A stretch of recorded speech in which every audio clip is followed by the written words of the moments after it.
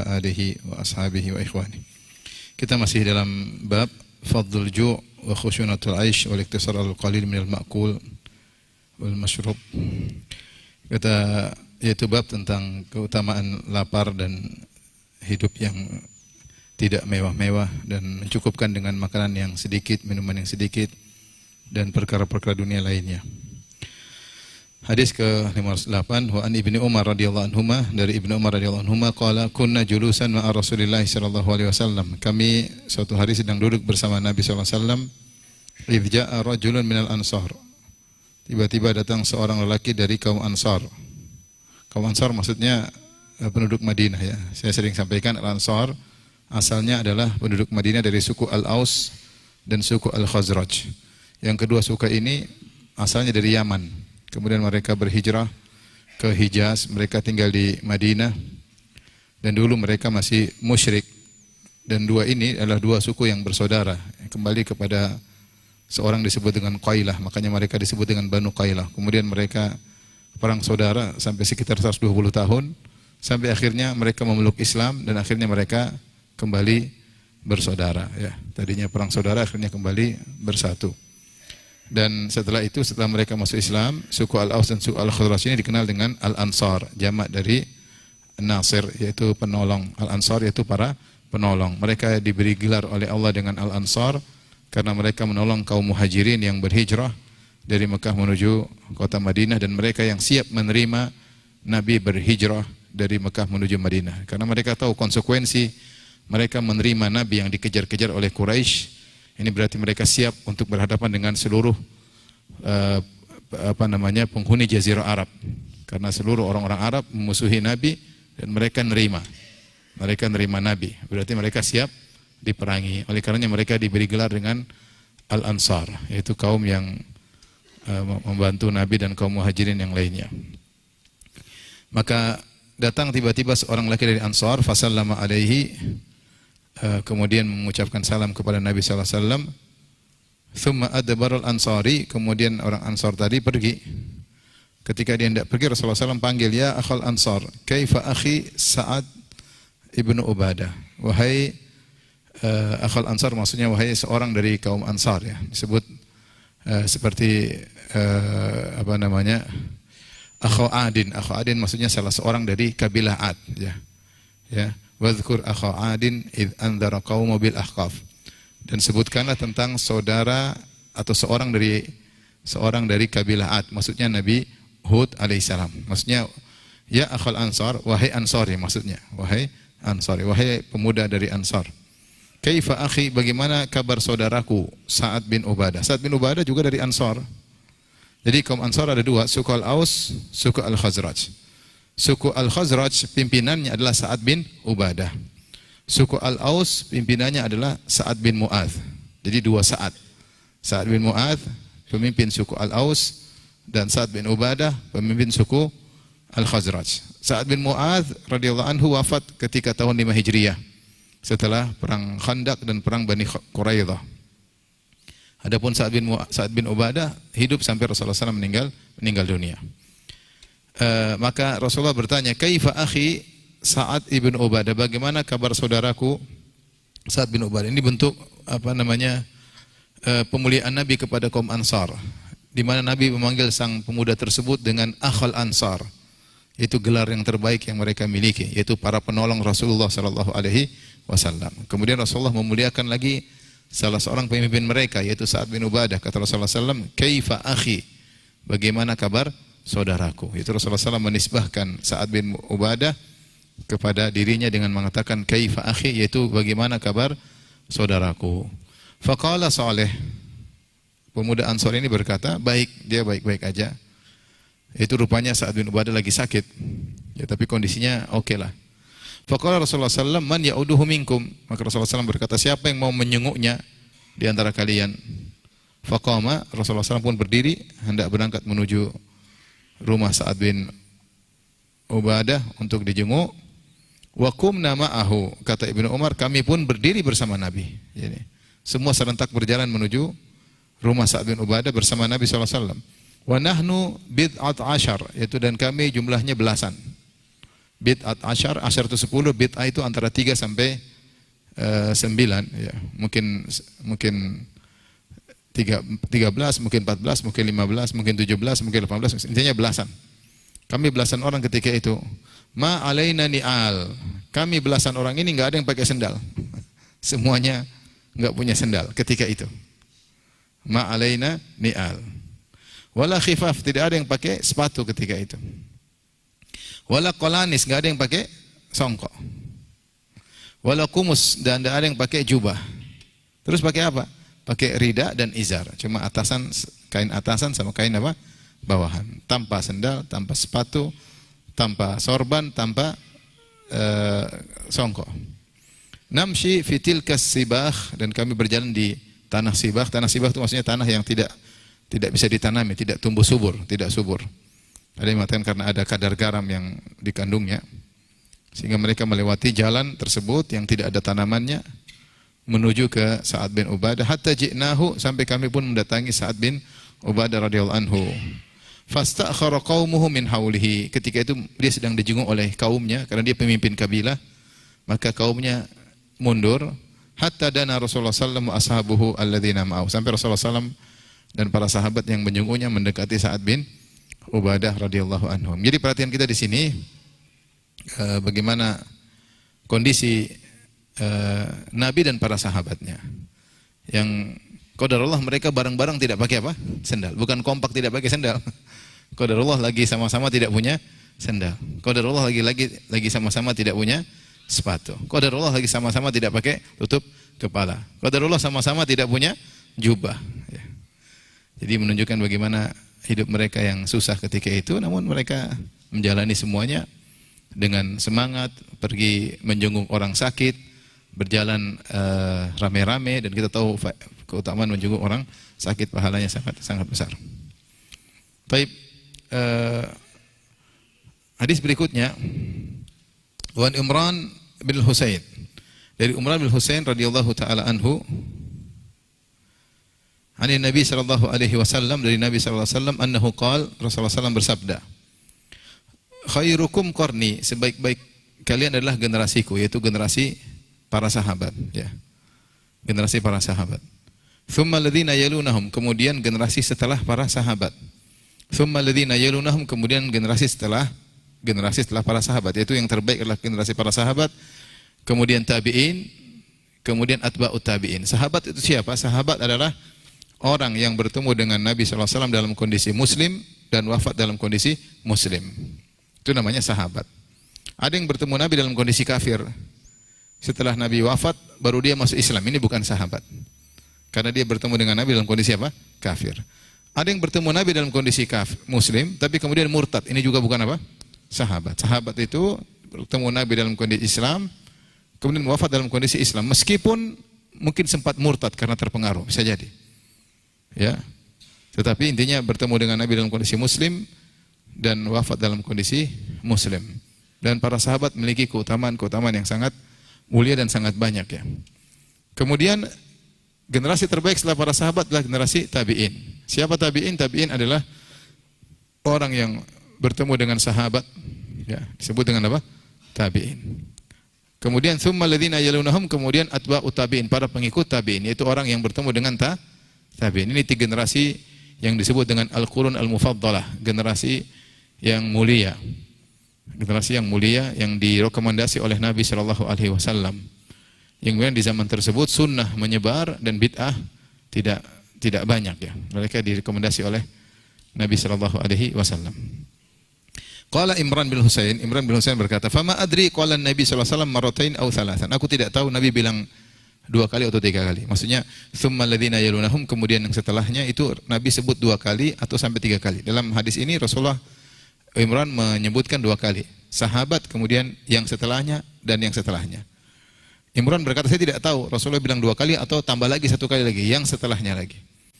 Yes, yang setelahnya lagi, ya. Ada yang mengatakan tabi'in pun bertingkat-tingkat. Ada tabi'in senior, tabi'in tengah, dan tabi'in junior. Atba'ut tabi'in pun bertingkat-tingkat. Tapi intinya yang generasi yang direkomendasi oleh Nabi adalah 3 generasi. Generasi orang-orang soleh. Setelah itu muncul generasi yang dicela oleh Nabi sallallahu alaihi wasallam. Tsumma yakunu ba'dahum, kemudian datang setelah 3 generasi mulia ini, qaumun yashhaduna wala yustashhadun.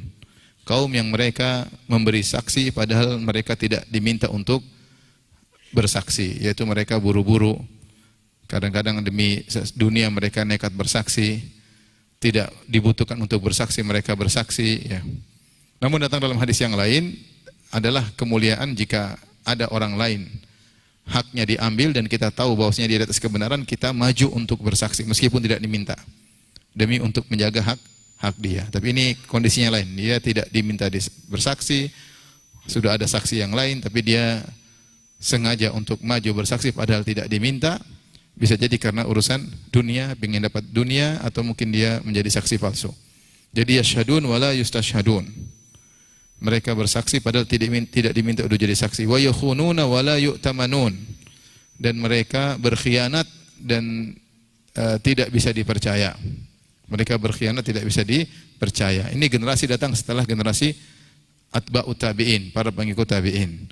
Wa yanziruna wa la yufun, mereka bernazar namun mereka tidak menunaikannya. Jadi sering bernazar adalah sifat yang buruk ketika seorang bernazar kemudian tidak menunaikan. Sebagian orang ketika sakit dia bernazar, ya Allah kalau saya sembuh saya akan misalnya umrah, atau saya akan haji, atau saya akan nyembelih sekian hewan. Begitu dia sembuh, dia pelit, ya. Maka dia tanya sama Ustadz, bagaimana kalau kita bayar kafarah? Tidak ingin ditunaikan nazar, ya. Cari solusi supaya tidak bayar nazar tersebut, ya. Ini adalah sikap tercela. Dan di antara sifat orang beriman, yufuna bin nadri, mereka menunaikan nazar mereka. Kemudian sifat kaum tersebut yang terakhir, wa yadhhar fihi musiman, nampak mereka gemuk-gemuk. Nampak mereka gemuk-gemuk, ya.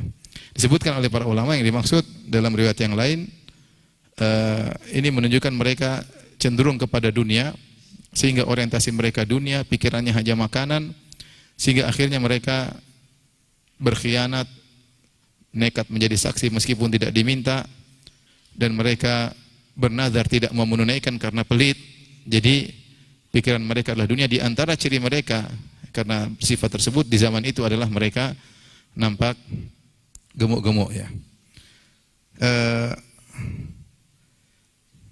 Mungkin saya perlu jelaskan agar yang gemuk tidak tersinggung. Tersinggung tidak apa-apa, ya. Dalam sebagian riwayat bahwasanya dalam Sunan Tirmidzi datang dalam riwayat tsumma ya'ti min ba'dihin, kemudian datang generasi setelah atba'ut tabi'in. Jadi sahabat, tabi'in, kemudian apa? Atba'ut tabi'in. Itu jadi ini Rasulullah bercerita tentang generasi lalu, ya. Dan di generasi tersebut, ya, ciri-cirinya 4 ini tadi: bersaksi tidak diminta, berkhianat, tidak menunaikan nazar, dan mereka gemuk. Dalam riwayat disebutkan, tsumma ya'ti min ba'dihim, kemudian datang setelah mereka, qaumun yatasammanuna, mereka suatu kaum yang suka gemuk-gemuk, ya. Jadi sengaja makan untuk menggemukkan diri mereka. Wa yuhibbuna siman, dan mereka suka dengan kegemukan, ya. Suka dengan kegemukan. Kemudian kata An-Nawawi rahimahullahu taala, makna al-hadis, kata An-Nawawi rahimahullah, al-muradu bisiman, penulis Riyadhus Shalihin, beliau mengatakan yang maksud dengan gemuk di sini huna kasratul laham, yaitu badan besar, banyak dagingnya, gemuk.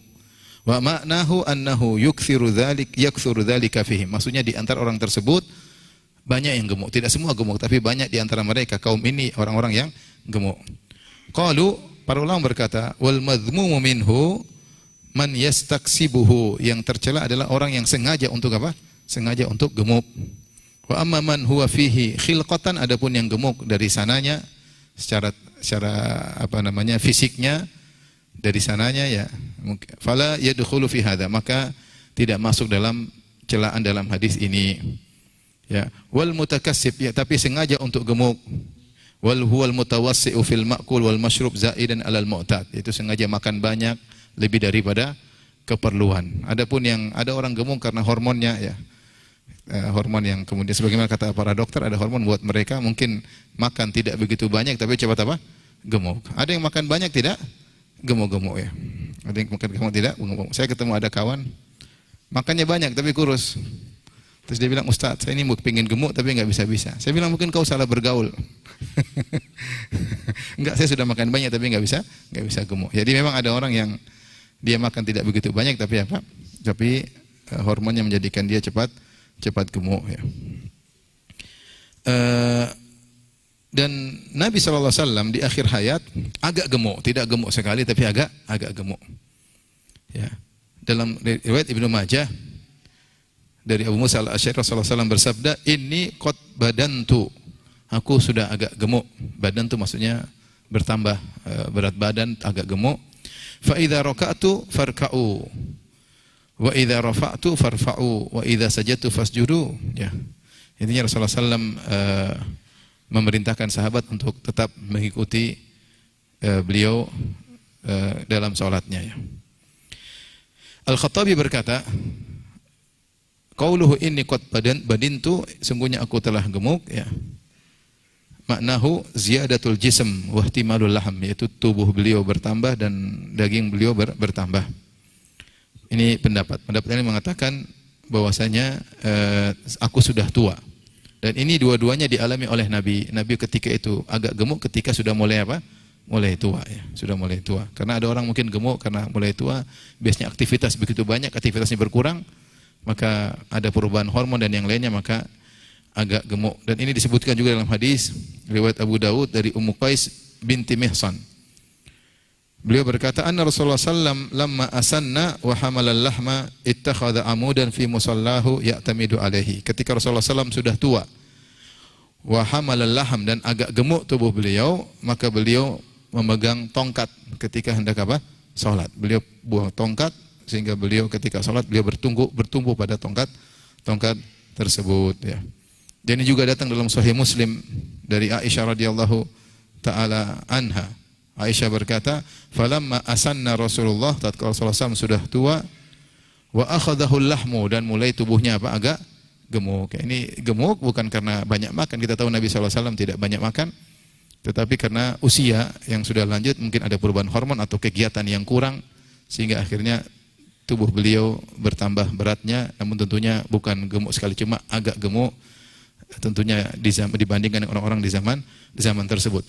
Intinya Rasulullah ingin menjelaskan bahwasanya di antara ciri-ciri orang tersebut adalah banyak di antara mereka yang gemuk-gemuk, terutama di zaman tersebut, yang menunjukkan mereka pikirannya hanya orientasi perut mereka, hanya makan dan makan, sehingga mereka tidak menunaikan nazar, sehingga mereka nekat berkhianat, sehingga mereka nekat bersumpah padahal tidak diminta untuk menjadi saksi untuk bersumpah.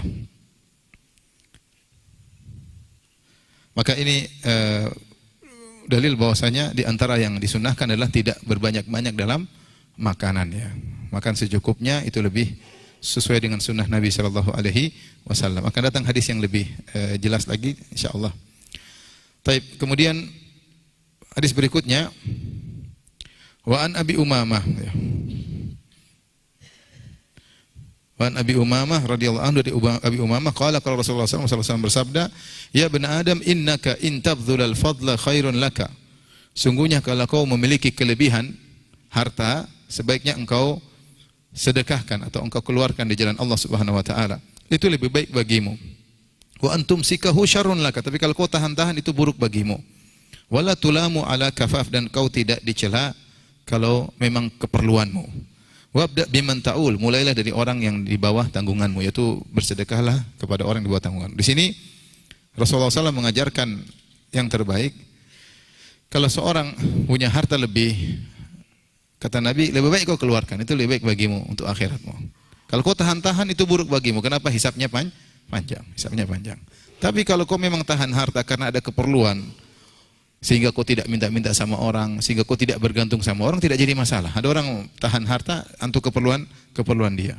Memang kebutuhannya banyak, keluarganya banyak, anaknya banyak, tanggungannya banyak, ya. Sehingga dia punya harta banyak, tidak jadi masalah. Kau tidak akan tercela, fala tulamu, kau tidak akan dicela ala kafaf. Kalau memang itu adalah kebutuhan hidupmu. Itu seorang jangan sampai dia minta sama orang, jangan sampai bergantung sama orang. Tapi jangan sampai juga dia simpan harta terlalu banyak yang melebihi dari kebutuhannya, sehingga itu akan buruk baginya. Seandainya dia sedekahkan, dia keluarkan, maka itu akan baik baginya. Hisabnya ringan, kemudian pahalanya apa? Banyak.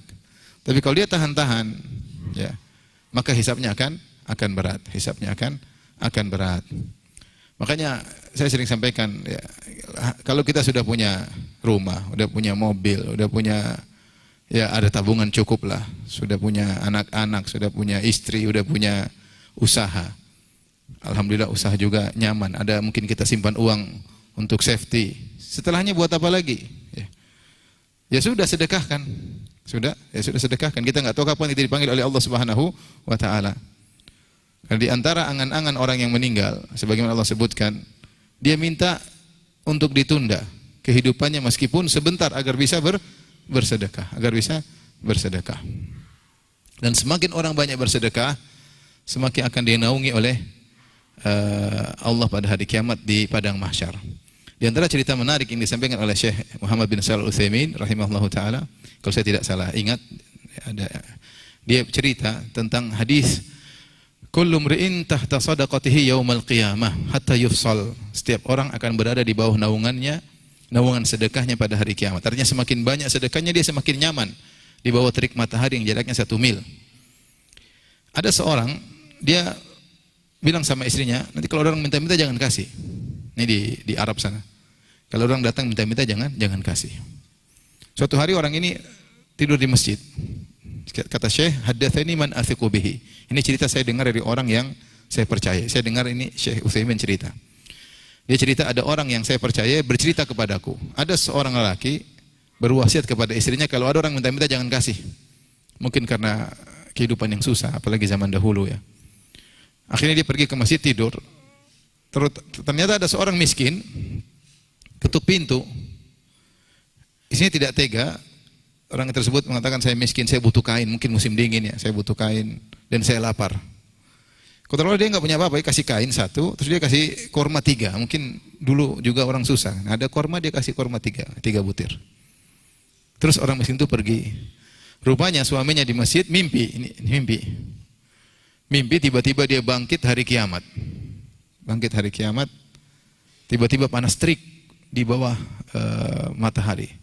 Tahu-tahu ada kain yang menaunginya. Ternyata kain tersebut ada bolongannya 3, ada robek 3. Dia kepanasan, masih kena robekan tersebut, matahari masuk ke robekan tersebut, tiba-tiba ada 3 butir korma menutupi bolongan tersebut. Terus dia terjaga. Akhirnya dia pulang ketemu istrinya. Dia cerita, saya mimpi aneh begini-begini. Istrinya bilang, tadi ada orang pas saya kasih kain, kasih 3 butir apa? Korma. Ya. Kata Nabi, kata Syekh Utsaimin, ini bisa jadi sebagaimana isyarat kepada hadis kullu mri'in tahta sadaqatihi yaumal qiyamah.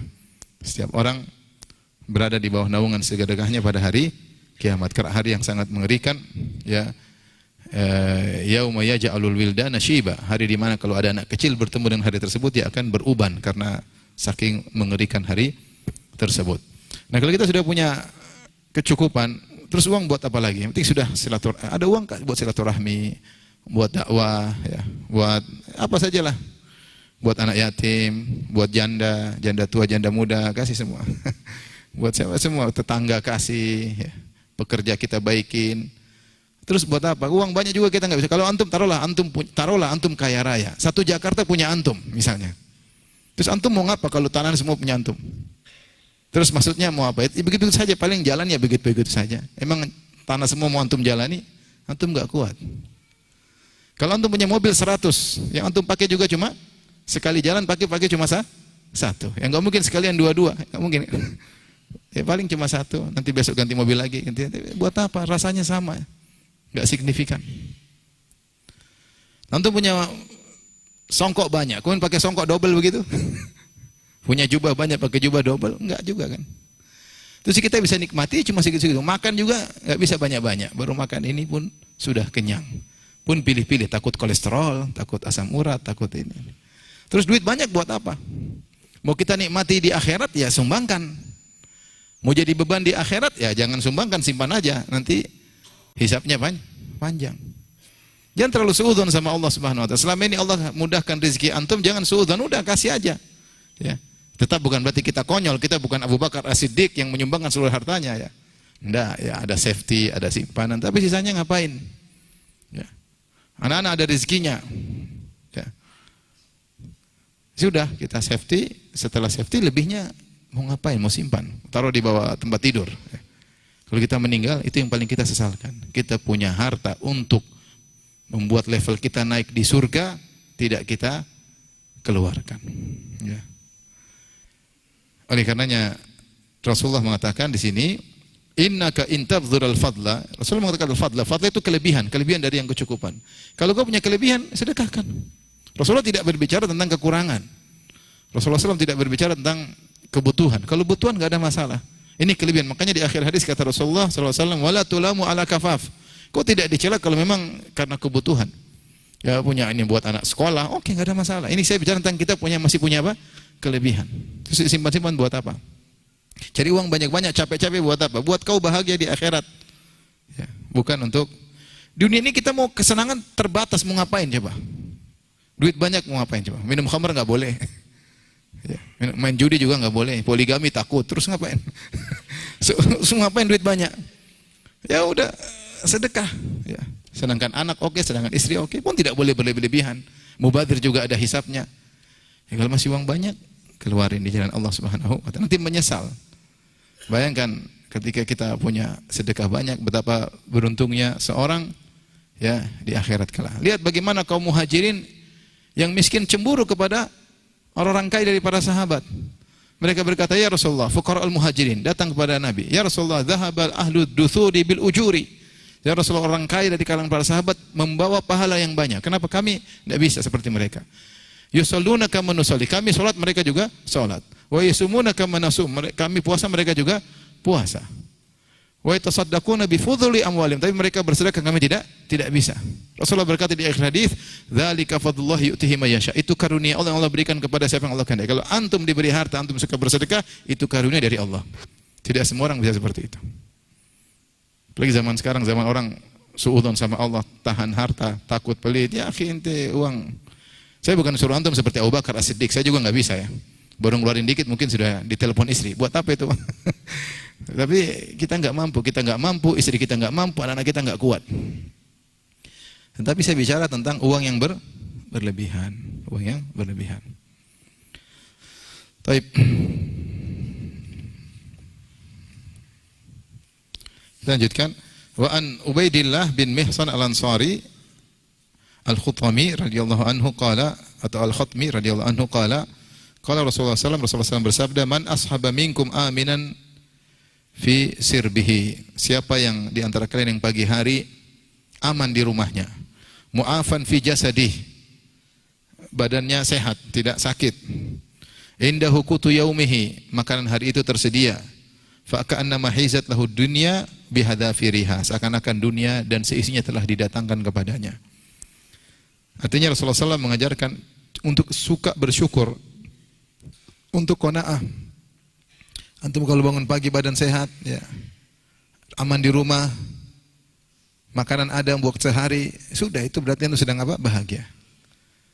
Masih banyak orang, saatnya antum berpikir untuk beribadah. Masih banyak orang bangun pagi sakit pinggang. Bangun pagi, belum bangun sudah nyut-nyut kakinya karena asam urat. Belum bangun sudah nyut-nyut. Bangun sebelum waktunya. Bangun pagi kena dengar suara bom, rudal. Masih banyak orang seperti itu. Bangun pagi sudah didatangi orang nagih-nagih utang, tidak aman. Oleh karena kalau kita dalam kondisi seperti ini, apalagi yang mau kita jadikan alasan untuk tidak beribadah? Pagi hari sudah aman, makanan ada, badan sehat, terus ngapain lagi? Maka belajarlah qanaah. Jangan terlalu nuntut macam-macam ya. Karena kalau kita ikuti hawa nafsu kita nggak akan selesai. Kata Nabi SAW, "Lau kana libni Adam wadiyani min dhahab labtagha thalithan." Kalau anak Adam diberikan 2 lembah emas, ya, Freeport dia punya sendiri. 2 Freeport dia punya. Dia akan cari Freeport yang ketiga. Tidak akan selesai.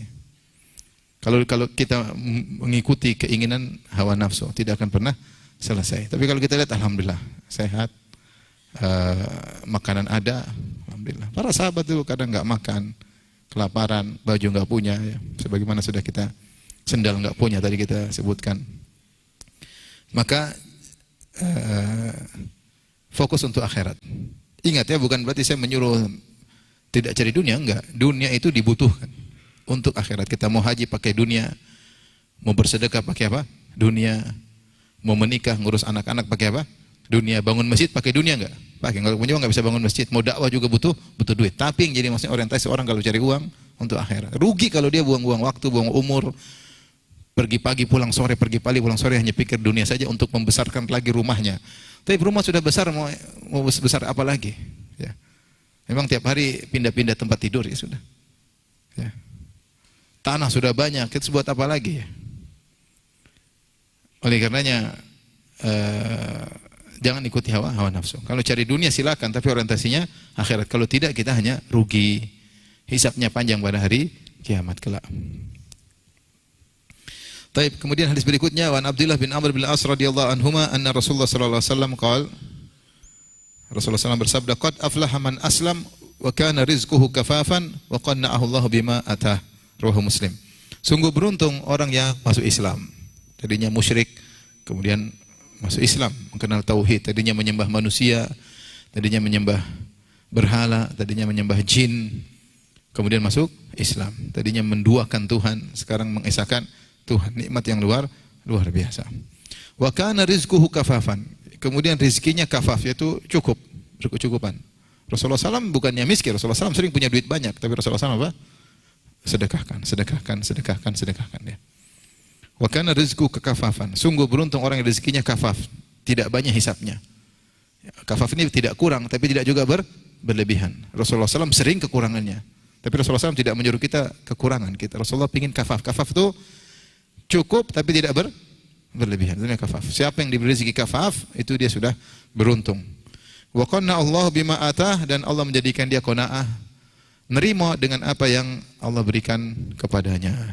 Siapa yang begini maka dia beruntung, bahagia dunia dan akhirat. Subhanallah, nerima, dapat rezeki sekian, punya rumah segini, punya mobil segini, punya keluarga. Alhamdulillah. Qanaah. Itulah orang yang cepat bahagia. Sama hadis berikutnya, wan Abi Muhammad Fadalah bin Ubaid Al-Ansari annahu sami'a Rasulullah sallallahu alaihi wasallam yaqul, beliau mendengar Rasulullah sallallahu alaihi wasallam bersabda, tuba liman hudiya ilal Islam. Sungguh beruntung orang yang diberi petunjuk kepada Islam. Tuba, sungguh beruntung dia. Ada yang mengatakan tuba adalah nama pohon di surga, artinya dia masuk surga. Wa kana aishuhu kafafan, dan kehidupannya kafaf, tidak berlebihan, tidak kekurangan. Wa qani'a, dan dia qanaah, ya. Ada seorang ulama dari negeri yang miskin, saya baca sirahnya kalau tidak salah, Muhammad Al-Shinqiti rahimahullah, dari Mauritania, kemudian pergi ke Arab Saudi. Dia bilang dia punya harta aset yang sangat besar, yaitu qanaah. Seorang kalau diberi qanaah maka dia telah mencapai titik kebahagiaan. Makanya Imam Syafi'i berkata, idza ma kunta dza qalbin qanu'in fa anta wa malikud dunya sawa'u. Kalau kau memiliki hati yang qanaah, sungguhnya kau dan raja sama saja. Belajar nerimo. Yakin apa yang Allah berikan itu yang terbaik. Bukannya kita enggak berusaha, nyari, berjuang, tapi Allah yang berikan itu yang terbaik. Jangan wala tamuddanna ainaika, jangan panjangkan matamu melihat kenikmatan dunia orang lain. Kau hasad pada mereka. Apakah kau ingin hasad untuk dihisab lebih panjang? Sudah, yang Allah berikan. Berusaha untuk qanaah. Berusaha yang dapat segitu, ini yang terbaik. Yang mampu mungkin untuk kau dihisab, untuk menjawab hisabmu. Kalau kau terlalu diberi banyak, bingung jawabnya ya.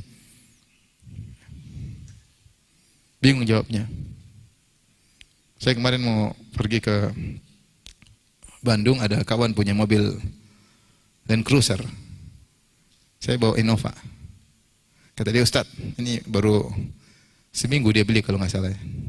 Ustaz, pakai Ustaz. Ke Bandung. Saya bilang sama kawan, terserah deh. Ustaz, pakai Ustaz. Terus saya candain, waduh, kalau saya pakai nanti dihisap. Enggak, saya nggak mau dihisap. Pakai mobil apa? Bagus. Apalagi yang punya, kata ketawa dia. Nggak, saya lagi pingin pakai Innova aja. Saya juga pingin, cuma saya lagi pingin pakai apa? Innova ya. Karena Innova baru diisi bensinnya. Nanti suruh isi bensin lagi. Tapi intinya apa yang Allah kasih kita nikmati. Kan jangan terlalu zahratal hayatid dunya. Kehidupan dunia akan segera sirna. Akan hisapnya semakin apa? semakin panjang, ya, semakin panjang, semakin berat. Oleh karenanya siapa yang qanaah, dia di luar bahagia. Kata Imam Syafi'i, jika kau punya hati yang qanaah, kau dan raja sama saja, ya, sama saja. Kenapa raja sama saja? Karena raja pingin puas. Tapi cara puasnya raja dengan punya ini, dengan menaklukkan ini, punya aset ini, dia baru puas. Kalau belum dia nggak puas-puas. Antum tidak punya apa-apa, baru sedikit sudah puas. Antum di luar bahagia daripada raja. Ya. Saya punya kawan orang Cina, namanya Ahmad, di Universitas Madinah. Dia sekolah sama seperti saya, kita ninggalkan istri, dia juga ninggalin istri. Selalu senyum, pergi ke masjid selalu senyum. Teman-temannya senang main ke rumah dia masakin. Saya satu kali ngomong, Ahmad, kenapa kau senyum terus Ahmad? Dia bilang, qala Syafi'i, Imam Syafi'i berkata bagi bahasa Arab, idza ma kunta qalban qani'in fa anta walikud dunya sawa. Kalau kau punya hati qanaah, kau dan raja sama saja, kata dia. Masya Allah. Orang Cina ini Masya Allah. Keren. Senyum terus, padahal dia enggak punya apa-apa, maksudnya biasa-biasa aja. Tapi dia selalu senyum, ternyata dia bilang apa? Qanaah. Maka siapa yang diberi qanaah, itu adalah aset yang paling berharga, sumber kebahagiaan. Maka Rasulullah mengatakan, tuba, sungguh beruntung orang yang memiliki apa? Hati qanaah. Kalau enggak qanaah, selalu mencari, tidak pernah puas. Kalau enggak pernah puas, kapan mau bahagia? Ya, sudah diberi satu lembah emas, akan mencari lembah kedua. Tapi hadis berikutnya, An Ibni Abbas radhiyallahu anhuma qala, dari Ibnu Abbas radhiyallahu anhuma qala, beliau berkata, kana Rasulullah sallallahu alaihi wasallam yabitul layaliyal mutatabi'ata tawiyan. Rasulullah sallallahu alaihi wasallam tidur bermalam-malam dalam kondisi perut kosong, tidak makan malam. Bukan karena lagi diet, bukan. Wa ahluhu la yajiduna asya'an, karena keluarganya tidak ada makan malam. Jadi makan malam juga kebiasaan Nabi. Nabi makan malam, mungkin maghrib atau, tapi tentu makannya terukur. Tapi kali ini Rasulullah berhari-hari tidak makan malam, bukan karena tidak mau makan, karena tidak ada makan malam. Wa kana aktsaru khubzihim khubzus syair. Khubzus syair, dan kebanyakan roti yang mereka makan dari roti syair. Saya bilang gandum yang jelek, syair, ya. Kalaupun ada makan malam, maka dari gandum yang jelek. Bahkan berhari-hari tidak makan malam, tidak ada makanan. Bagaimana Rasulullah SAW dalam hadis, pagi-pagi tanya istrinya, hal indakum ta'am, wahai istri, ada makanan enggak? Kata istrinya, tidak ada. Kata Nabi, idzan fa ana shaim, kalau gitu saya puasa. Rasulullah sering seperti itu. Tanya istrinya, ada makanan enggak? Kata istrinya, enggak ada. Kata Nabi, kalau gitu saya puasa. Dan itu diikuti oleh 6 sahabat, diriwayatkan dari 6 sahabat, mereka melakukan yang sama kepada istri-istri mereka. Tanya suami, ada sarapan enggak? Kata istrinya, enggak ada. Kalau gitu saya puasa. Luar biasa, ya. Kita juga gitu, ya. Kalau tanya istri, ada sarapan enggak?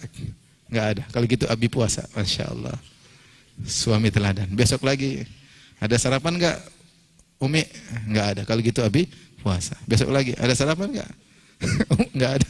Umi ngapain aja Umi? 3 hari berturut-turut tidak ada sarapan. Allah. Jadi biasa mereka tidak makan, keluar kelaparan, berhari tidak makan. Demikian para sahabat dahulu radhiyallahu ta'ala anhum ajma'in. Tapi mereka orang terbaik di sisi Allah Subhanahu wa taala, ya. Jadi jangan sampai terbetik dalam benak antum, saya makin banyak duit berarti terbaik di sisi Allah. Enggak. Ini banyak orang terbaik tidak punya uang, ya. Nabi Isa miskin, Zakaria miskin. Ya. Mereka orang terbaik di sisi Allah Subhanahu wa taala, para sahabat terbaik di sisi Allah. Tapi kalau antum diberi rezeki kemudian antum sedekahkan, berarti antum bersyukur. Karena tadi Nabi berkata, dzalika fadlullahi yu'tihi may yasha. Itu karunia Allah, Allah tidak berikan kepada sembarang orang. Diberi harta tapi tidak pelit dengan harta. Dikeluarkan dari jalan Allah Subhanahu wa taala, ya. Jadi saya sering bilang orang Islam ini banyak yang kaya, alhamdulillah, ya. Memang masalahnya yang pelit juga banyak, ya. Seandainya semuanya tidak pelit, tentu Islam akan mudah maju dengan cepat. Karena dakwah butuh dengan orang-orang yang berada. Makanya Nabi SAW ditakdirkan oleh Allah menikah dengan istri yang kaya raya. Kemudian bersahabat dengan orang yang kaya raya, Abu Bakar As-Siddiq yang juga kaya raya. Kemudian teman sahabat juga Utsman bin Affan yang juga kaya raya. Makanya dua orang ini, yaitu dai dan orang kaya, dibutuhkan dalam Islam. Artinya dengan adanya dakwah dan butuh biaya untuk jihad ke, untuk dakwah ke, untuk biaya, itu semua diperlukan dalam Islam. Taib.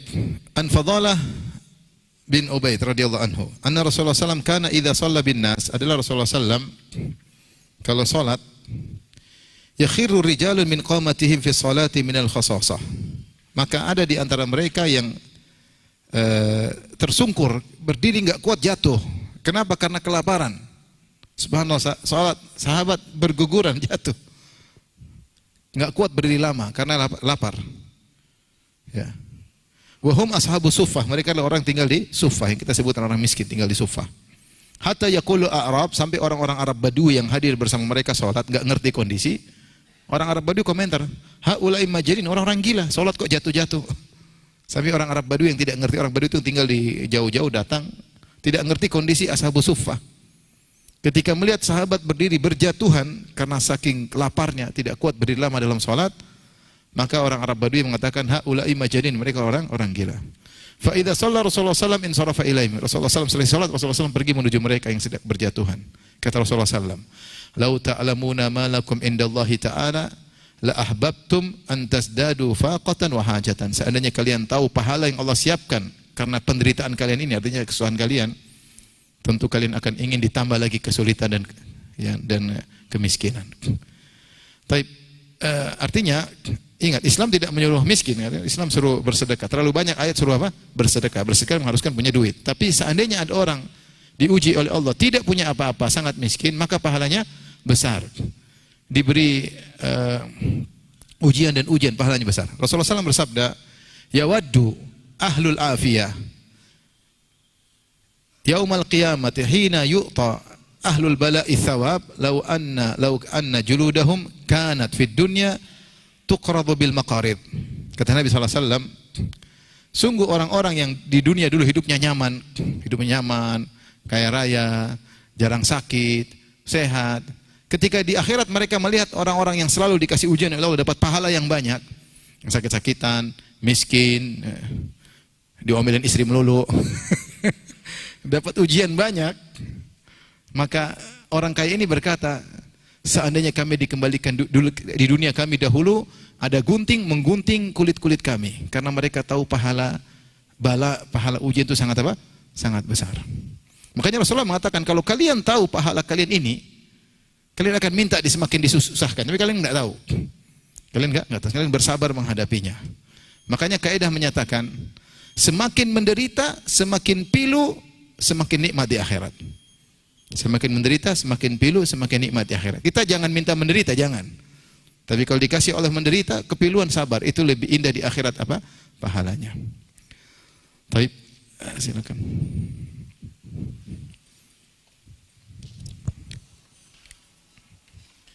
Satu hadis lagi insyaallah.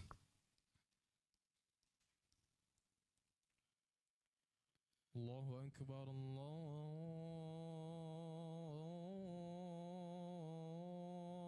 akbar. Allahu akbar,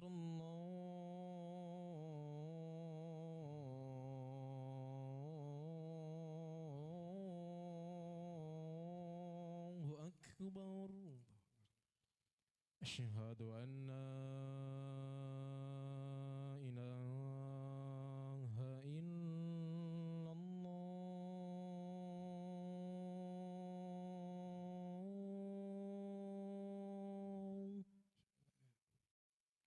Asyhadu an la ilaha illallah.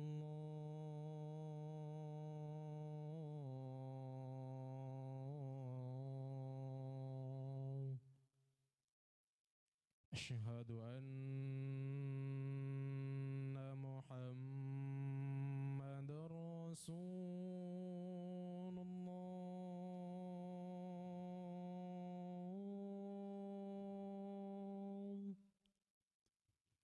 Asyhadu anna Muhammadar Rasulullah.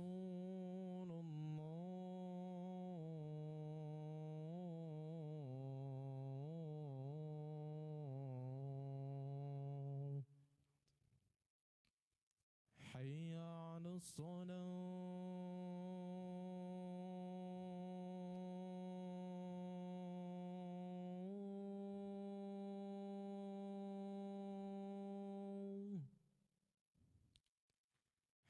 على الصلاة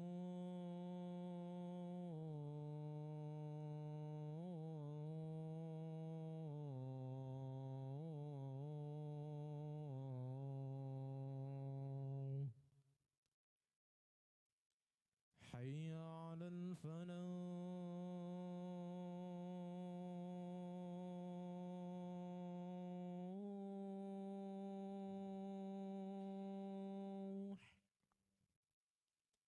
حي على الفلاح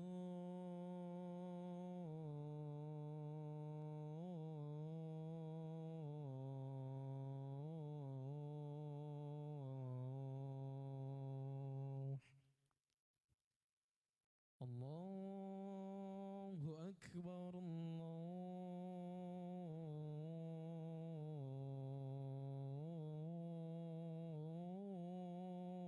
الله أكبر لا إله إلا الله.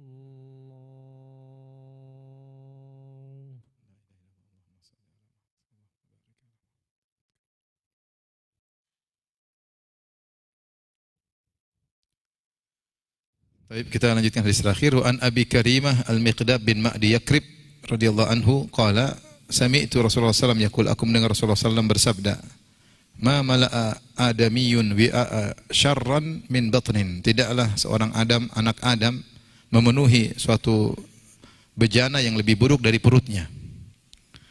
Bihasbi ibni Adam akal ukulatun yuqimna sulbahu. Cukuplah anak Adam makan sedikit suapan-suapan yang bisa menegakkan punggungnya.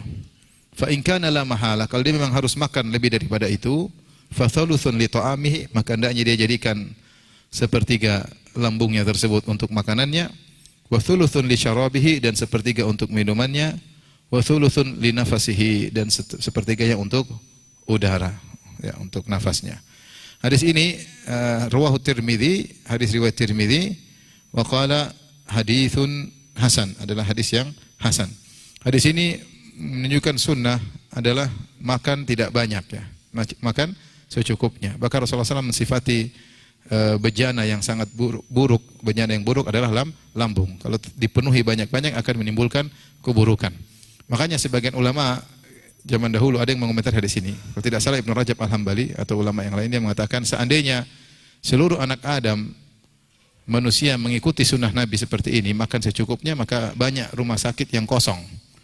Banyak rumah sakit yang kosong. Karena makan berlebihan itulah akhirnya banyak kolesterol, banyak yang lain-lainnya, banyak penyakit-penyakit karena berlebihan, ya. Seandainya sunnah Nabi dijalankan, ya, maka akan banyak tempat-tempat iyadah, tempat-tempat pengobatan yang kosong, ya. Saya bacakan perkataan Syekh bin Baz rahimahullahu taala. Rasulullah SAW berkata, fa in kana la mahala, kalau memang harus makan lebih daripada beberapa suapan, maka fa thuluthun li ta'amihi, maka sepertiga lambung untuk makanannya, wa thuluthun li syarabihi, sepertiga untuk minumannya, menunjukkan bahwasanya kita boleh makan sekaligus minum, yang penting jangan banyak, jangan kekenyangan.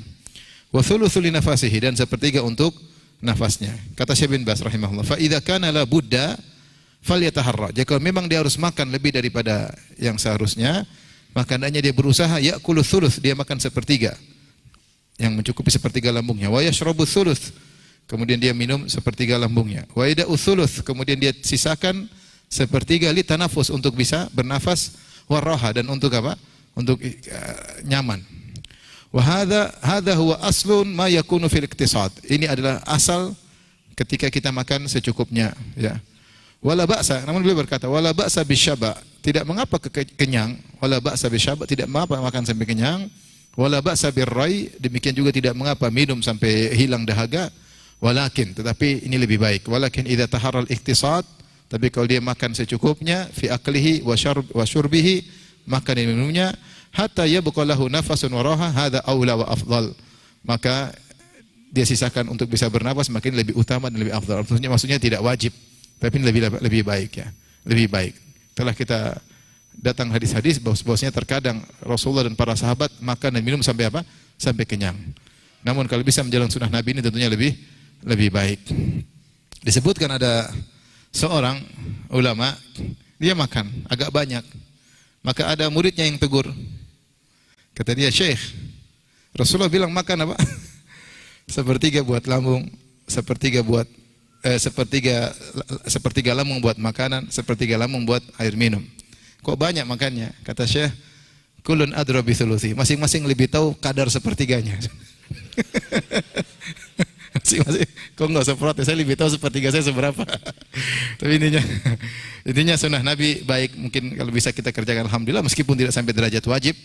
Karena apa yang diajarkan oleh Nabi pasti yang terbaik, menghindarkan banyak penyakit dan kita makan semakin kuat, bukan makan semakin malas, akhirnya berdiri susah, ya berjalan pun semakin susah, enggak. Makan itu untuk apa? Menguatkan tubuh, bukan untuk melemahkan tubuh. Tapi demikian, ada beberapa pertanyaan. Ustaz, doakan